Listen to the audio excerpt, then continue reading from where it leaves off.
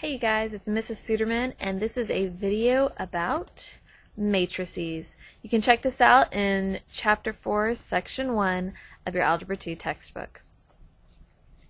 We're going to be using matrices to display mathematical and real-world data, and we're going to find sums, differences, and scalar products of matrices. The table shows the top scores for girls in barrel racing at the 2004 National High School Rodeo Finals. The data can be presented in a table or a spreadsheet as rows and columns of numbers. You can also use a matrix to show table data. A matrix is a rectangular array of numbers enclosed in brackets. So here's this table, and we can take those numbers, we don't even have to move them, and put them right into a matrix, seen here, which we will label A. Matrix A has 2 rows and 3 columns. A matrix with m rows and n columns has dimensions m by n. It's read m by n. And it's called an m by n matrix. So here, matrix A has dimensions 2 by 3. Each value in a matrix is called an entry of the matrix. Just a little helpful hint to remember which one goes first, if it's letter M or N, the number of rows and columns. Think of RC Cola and think of rows first, then columns. RC rows columns. So you'll always have the rows by the number of columns.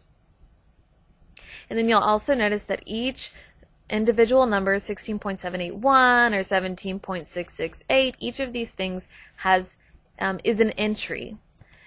And they have something very specific called an address. So just like you have an address for your house, you'll have the number and you'll have the street name. So, for example, the name of the street would be a lowercase a. Since our matrix was called capital A, we can use a lowercase a. And then that 2-1 isn't 21. It stands for row 2, column 1. So A21 has a value of 16.206. So let's look at an example. Here we have a table that that displays the prices for different sandwiches. So we have roast beef, turkey, and tuna, 6-inch and 9-inch. So if we want to put these values into matrix form, all we have to do is get rid of the table and just take the numbers, and there is the matrix. Here we're just going to call it letter P for the prices. So what are the dimensions of P? Remember that it's going to be rows by columns. So we have 1, 2, 3 rows and 2 columns. So therefore this is a 3 by 2 matrix. What is entry P32? What does it represent? That's a typo right there. What does it represent? Sorry. Okay, so P32, again, RC Cola, 3 is the row and 2 is the column. So that entry is 5.25 from row 3, column 2, which is the price of a 9-inch tuna sandwich. What is the address of the entry 5.95? Well, if we look up in the table, that's for roast beef 9-inch sandwich. So that's in the first row, second column. So this is P12. Here's just a little bit of information. You can also find this table in your textbook. But if we wanted to add or subtract 2 matrices, we're just going to add or subtract the corresponding entries. So here it's color-coded for us. But you can see that we have a matrix 1, 2, and this other one 5, 10. And so to get the sum of this, you'll add together the first entry, so 1 and 5, and you get 6, and then 2 plus 10 is 12. So that's with numbers. If you want to look at the algebra form of it, we're going to take the entries that have similar addresses as far as the numbers. So row 1, column 1 for A, and row 1, column 1 for B. And we add those together to get row 1, column 1 of our matrix, our new matrix that represents the sum. By the way, you cannot add or subtract matrices that have different dimensions. So look at these 2 examples here. So in this first one, we have a 2 by 2 matrix added with another 2 by 2 matrix. Or we also have a 3 by 1 matrix with another 3 by 1 matrix. So we can only add matrices that have the same dimensions. Whereas in this second example, we have a 1 by 2 plus a 2 by 1. That will not work.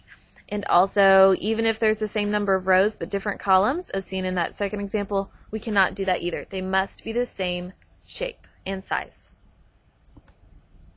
So let's look at some examples. Add or subtract if possible. So if we have these W, X, Y, and Z matrices, they have all different numbers, they're of different dimensions, and here we are asked to add W and Y. So if we look at W, that's a 2 by 2 matrix, and Y is also a 2 by 2 matrix. Therefore, we can add together the corresponding entries. So in row 1, column 1 of each, we have 3 and 1, so we add those together, we'll get 4, and so on.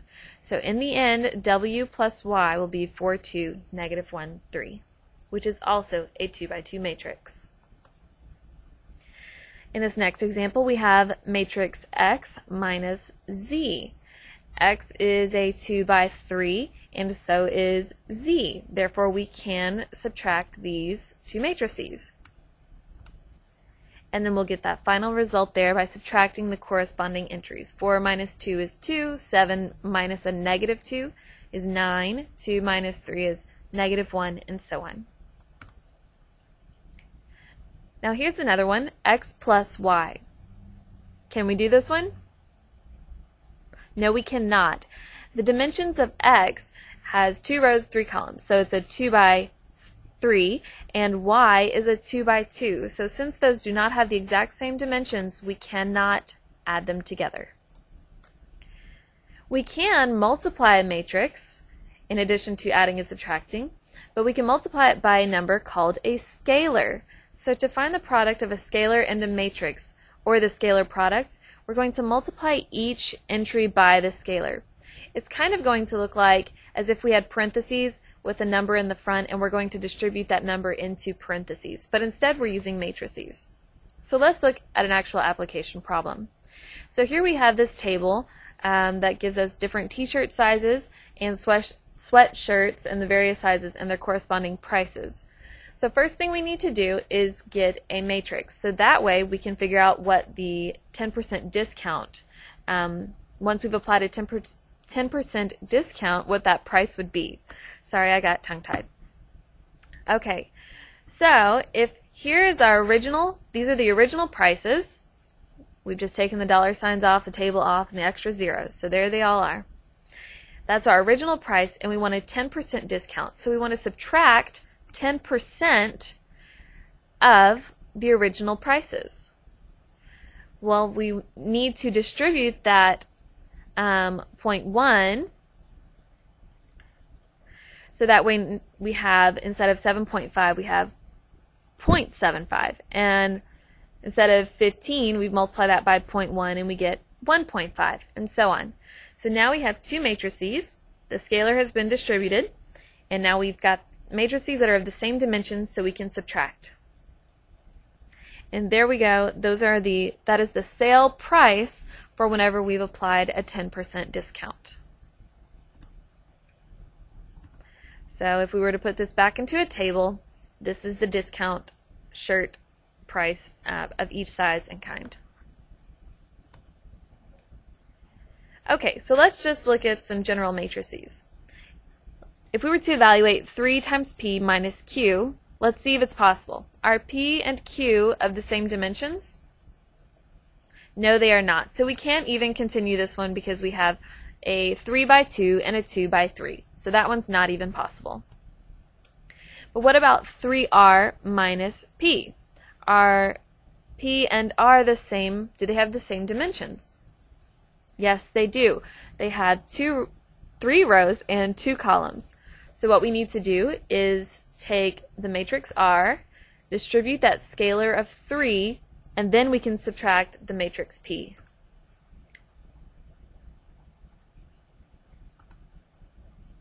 So here we have it. Before we've subtracted, we've distributed that scalar value of 3, and then we can subtract and get an answer a matrix of 0, 14, negative 7, 9, negative 2, and 13. Here's another table of information. Maybe you'll want to pause and read it more closely, but overall this is just letting you know that we can use the commutative and associative property the way we have before. We also have an identity and an inverse. So the additive identity for a matrix is the zero matrix. It's called the identity because whenever we add it to the original matrix, it doesn't change the original values. It doesn't change the value. We also have an additive inverse, which means that whenever you take this matrix and you add it to the original, it cancels everything out and you get the zero matrix in return. So here in this example, this 5, negative 2, negative 6, 9, we have to consider each value, and then for the additive inverse matrix, we have to think what would we have to add to cancel out what we started with to get a 0. So that's how we got the same numbers but opposite signs, that when they're added together you get the zero matrix.